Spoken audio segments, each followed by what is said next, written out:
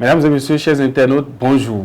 Comme nous l'avons annoncé, Béné Dabartou, ça démarre et c'est la commune de Kopago qui nous reçoit et nous sommes là pour faire le bilan de la décentralisation, en effet le bilan du secteur de la décentralisation en ce qui concerne la réforme engagée par le chef de l'État. C'est l'un des objectifs phares de cette troisième édition de Béné Dabartou. Et pour cela, nous allons recevoir au cours de ce périple les secrétaires exécutifs, nous allons recevoir les maires des communes, nous allons également donner la parole aux populations qui vont dire leurs préoccupations à l'endroit des autorités politico-administratives. Alors, Kopago, première étape, nous sommes avec la secrétaire exécutive de la commune de Kopago. Madame la secrétaire exécutive, c'est un plaisir pour nous d'être reçus pour la première étape à Kopago. Bonjour madame. Bonjour monsieur, c'est un honneur pour Kopago d'être la première étape de ce d'abord. Merci madame la secrétaire exécutive. Pour commencer, présentez-vous à nos internautes et téléspectateurs. Je reprends au nom de Lalogwe Aliko Sereni Yassine, secrétaire exécutif de la mairie de Kopago et administratrice de projet.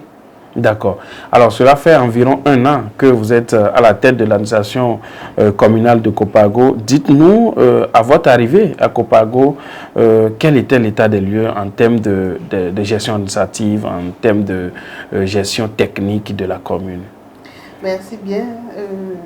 1 an, comme vous l'avez dit, pratiquement 1 an, parce qu'on est arrivé en avril. Et à notre arrivée, le principal défi au niveau administratif, c'était vraiment l'organisation ou bien la réorganisation du personnel de la mairie de Kopago. C'était vraiment le principal défi. Oui. Et c'est à ça que nous nous sommes attelés.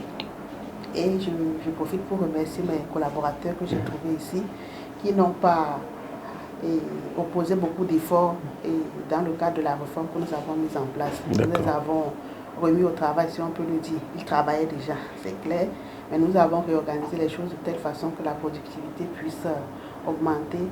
Et même si nous ne sommes pas encore satisfaits à 100%, nous pouvons déjà dire que ça a changé, ça a évolué. Ok, à part la réorganisation de l'administration, quels ont été les défis auxquels vous vous êtes confrontés à votre prise de service? Le principal défi ici au niveau de Kopago, c'est vraiment le faible taux de mobilisation des ressources propres. D'accord. C'est vrai que l'état des lieux, lorsqu'on fait l'état des lieux, Kopago est une commune pauvre entre griffes parce qu'on n'a pas forcément beaucoup de ressources sur lesquelles on peut tabler pour pouvoir mobiliser les ressources. Mais déjà, ce qui existait n'était pas assez exploité.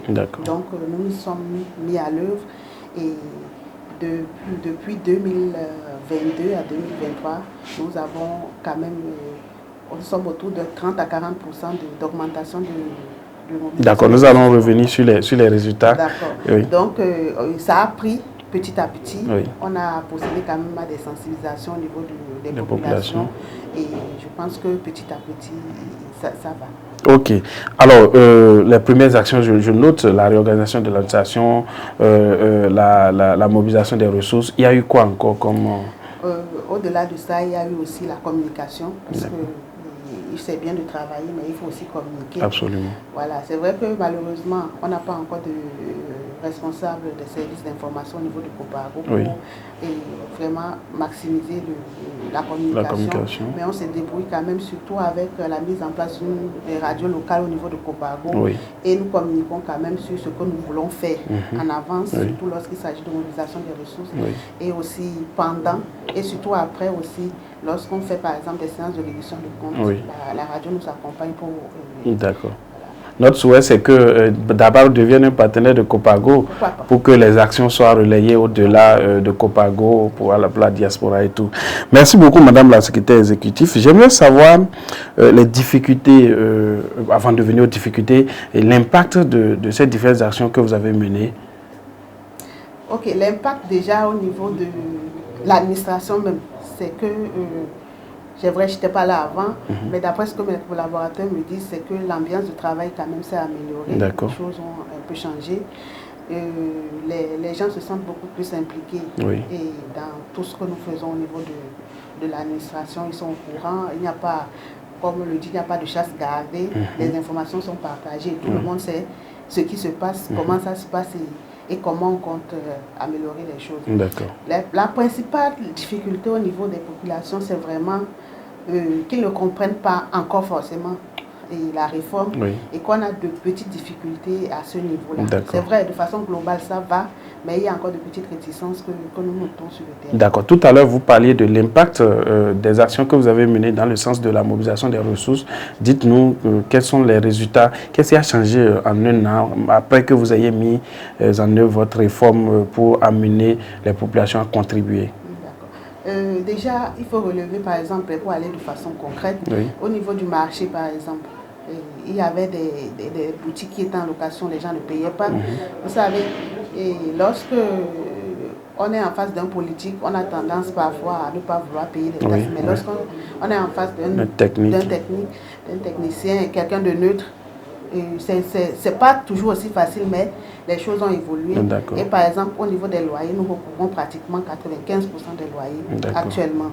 Et au niveau des femmes du marché aussi, parce que elles se plaignaient du fait que les collecteurs ne rendaient pas compte. Ils s'arrangeaient. En fait, elles s'arrangeaient avec les collecteurs. C'était des poches d'évasion des ressources. Fiscales. Donc, à ce niveau-là aussi, on les a sensibilisés. On leur a dit, lorsque vous remettez par exemple 50 francs à un collecteur, au lieu de 100 francs, lorsque vous remettez 100 francs et que vous prenez le ticket, vous êtes sûr que ça vient dans la commune. Voilà. Donc, il y a ça. Il y a aussi des endroits où on ne percevait rien. Par exemple, les taxes de package que l'on prend sur le bétail qu'on a commencé à recouvrer. Il y a aussi nos abreuvoirs sur lesquels on a commencé à recouvrir. Donc je pense que de façon globale, les choses évoluent quand même. D'accord. Les choses évoluent. J'aimerais savoir quelle est l'ambiance entre la secrétaire exécutive qui est venue arracher le budget du maire, comme pour utiliser un mot d'un maire, et le maire aujourd'hui qui s'est vu dépourvu de certaines prérogatives, la secrétaire exécutive qui est venue les exercer. Quelle est l'ambiance de travail entre vous et votre maire? Merci bien pour cette question qui revient à chaque fois. C'est en fait, ici à Copago, ça se passe plutôt bien. Je n'ai pas de problème particulier avec le maire. C'est vrai que parfois nous avons des opinions différentes sur certains sujets. On en discute et on arrive à trouver un consensus. Donc, mais de façon, à part ça, il n'y a pas vraiment de problème personnel entre D'accord. Alors la collaboration se passe bien et les autres cadres de l'administration qui ont été envoyés, RAF, voilà.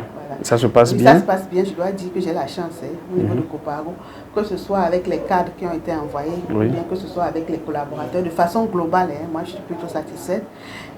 Il y a de petits problèmes, mais les problèmes... Ça ne manque jamais. Ça ne manque jamais. Mais de façon globale, honnêtement, lorsque j'écoute par exemple ce qui se passe ailleurs, je me dis non, je suis quand même chanceuse avec mes collaborateurs, que ce soit ceux qui sont venus. C'est peut-être la stratégie que vous avez mise en place, l'ouverture, qui fait que les collaborateurs se sentent à l'aise et permettent que le travail avance. De toutes les façons, nous vous souhaitons beaucoup de courage et c'est sûr que vous avez des perspectives, que les résultats obtenus en un an ne sont qu'un pas et que vous rêvez grand pour la commune de Copago, n'est-ce pas? Oui, bien sûr. Et vraiment, le principal défi de Copago, c'est vraiment d'arriver à mobiliser les ressources qui lui permettent de fonctionner. Parce qu'actuellement, sans le soutien de l'État, on ne fonctionnerait pas. D'accord. Voilà, donc le principal défi, c'est de se dire d'ici 3 ans, 4 ans, que nous puissions mobiliser assez de ressources pour pouvoir faire face à nos charges de fonctionnement, le salaire et l'électricité, l'eau. En fait, tout ce qui est charge de fonctionnement au niveau de la mairie de Copago, c'est le principal défi. Et voilà.